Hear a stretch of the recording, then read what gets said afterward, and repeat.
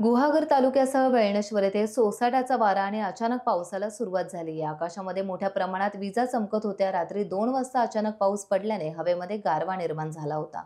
पहिला पावसाळा सुरुवात झाल्याने पावसाचे थेंब मातीवर पडले आणि सर्वत्र मातीचा सुगंध दरवळला. पाऊस थांबला तरी आकाशात मोठ्या प्रमाणात विजा मात्र चमकत होत्या.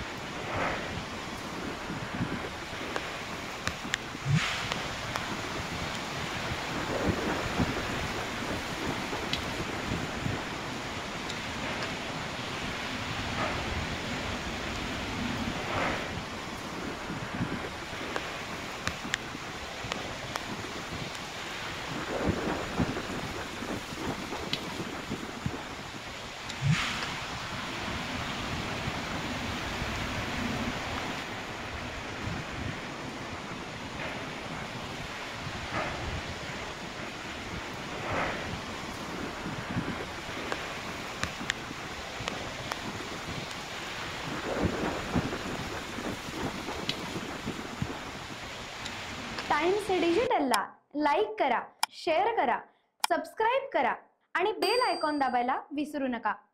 Times digital.